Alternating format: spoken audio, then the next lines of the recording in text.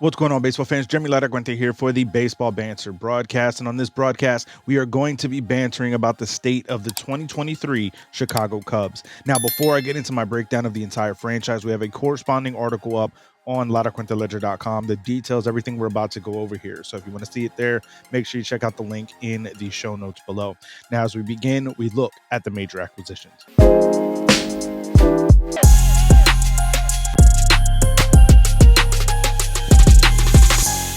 Now, as we look at the major acquisitions, Dansby Swanson is the name that we are looking at. Dansby is going to be able to go into this Cubs organization and bring a level of winning pedigree with him. The entire roster of the 2016 World Series championship team is essentially gone. There is going to be the remnants, obviously, in manager David Ross, but there's going to be no players in that clubhouse that understand what it is and what it takes to really win a championship in the biggest sense of form for the Chicago Cubs. Yes, some of the players on this roster have been brought in, are coming from winning pedigrees in the past. But to me, Dansby is going to be the biggest addition to this roster. I also think that the addition of Dansby, given what he is able to do on the defensive side of things, pairing him with Nico Hoerner, is really going to give the Cubs a very big boost overall for this organization. So to me, a very good signing for the Chicago Cubs.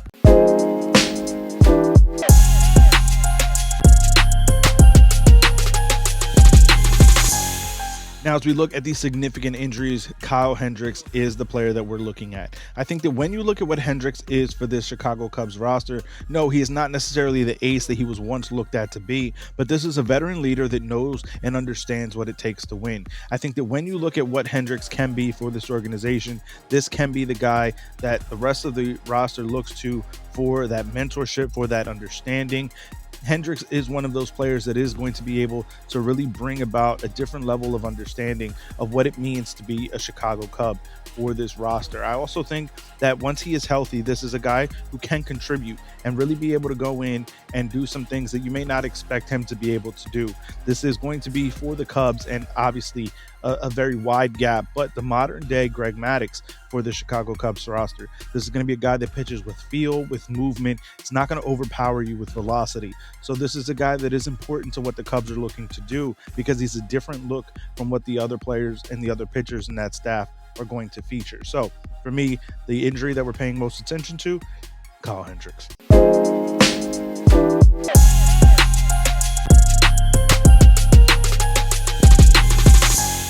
Now, as we look at the top prospect for the Cubs, it is an outfielder by the name of Pete Crow Armstrong. I think that when you look at the way that this player breaks down, this is a tremendous talent that is going to be up and coming for the Chicago Cubs. Now, as MLB evaluators on MLB.com have said, his estimated time of arrival in the major leagues is not until 2024, but there's going to be a lot to like about this player.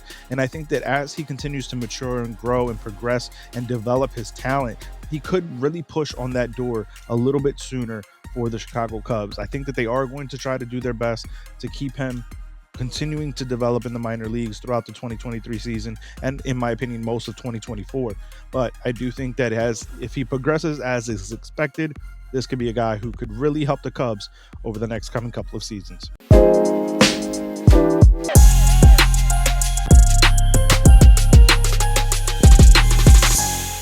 Now, as we examine the bold prediction, I'm predicting that not only is Cody Bellinger going to have a bounce back season, but he's going to finish in the top 15 of the National League most valuable player race. I think that Bellinger needed to get out of LA. A change of scenery is going to be of the utmost importance for him this season. I think that he is going to be healthy, finally getting back to the form and the player that we know and expected him to be after winning the MVP back in 2019. I think that this is going to be a player that really stands out and potentially wins comeback player of the year in the National League. That's how much I believe that a bounce back is incoming from Cody Bellinger. So with that, finishing in the top 15 of the NL MVP.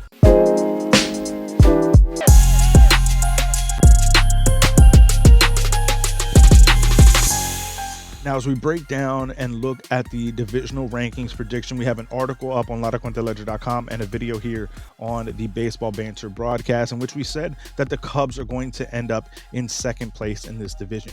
I think that the first three spots of this division, the National League Central, are going to be an absolute battle between the Brewers, the Cubs, and the Cardinals. I also believe that the Cubs are going to be able to edge out the Brewers because I don't think the Brewers have enough offense, even though they have a stellar pitching staff. I think that for Chicago, it's going to be the offense that is really going to be able to carry them in the utmost of ways. So this to me is an organization that's going to be battling against the Cardinals for that top spot, and they're going to land in second.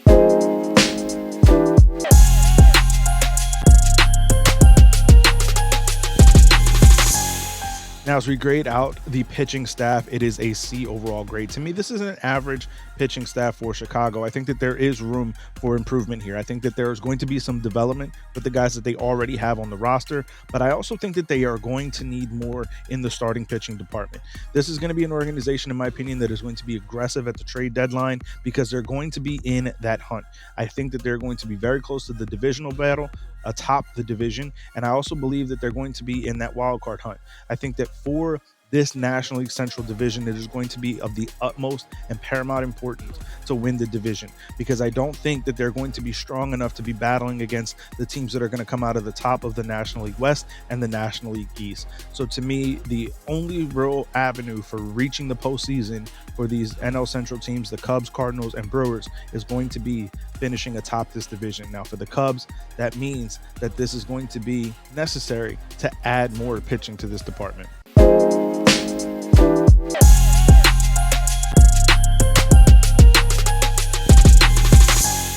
Now, as we grade out the offense, it is a B overall. I think that this is an above average offense and has the room to get better.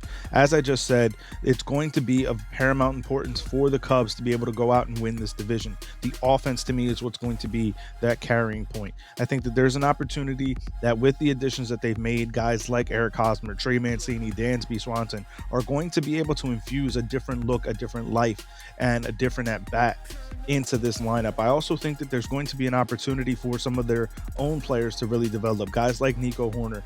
To me, Seiya Suzuki is going to be one of the better players in Major League Baseball over the next coming couple of seasons. So there's a lot to like about this offense, and if they can round out this lineup into form and really be able to start hitting on all cylinders, they could very easily make a push to the top of this division.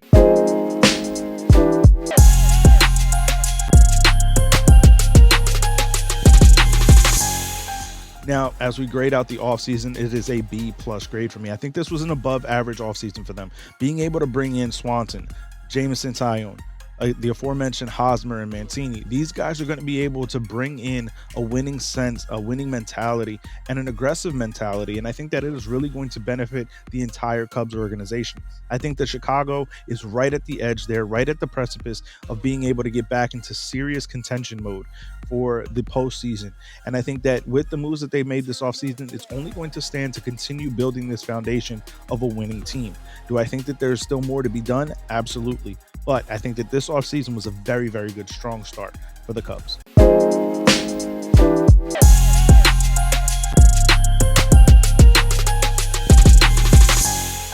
Now, as we grade out the franchise as a whole, it is a B+ grade. I think that for Chicago, they've done a lot to really build this foundation, to build this organization up into the point of being at that contention mode. I also believe that this team is going to be aggressive at the trading deadline to be able to add and facilitate any other needs that may have developed throughout the course of the first half of the season. I also believe that there's an opportunity for the Cubs to not just go out and invest in the trade market, but next offseason really start to spend even more on this team to build out a consistent caliber of postseason contention.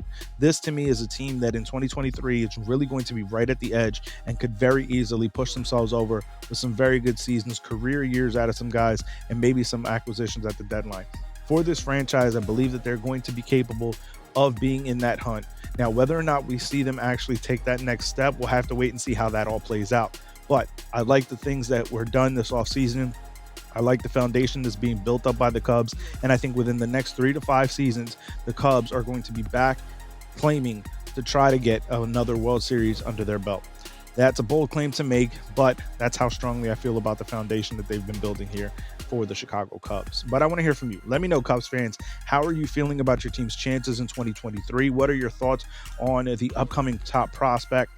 and the organization's moves that they've made thus far this offseason leading into this 2023 campaign. Let me know all these thoughts down in the comments, or you can find me over on Twitter at banter_baseball, where we can keep the conversation rolling. If you want to find us on all our social media platforms, Instagram and TikTok, just search Baseball Banter Broadcast and you'll find us.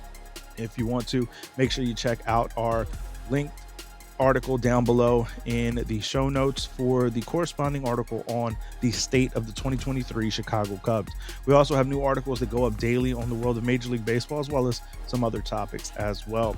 So if you want to show more support for us even beyond that, you can head over to our merchandise shop, baseballbanterbroadcast.com, and you can purchase some of the merch that we have there. You can use one of the promo codes that we're using on the top of the banner to save on that merchandise. So I want to thank you guys for tuning in.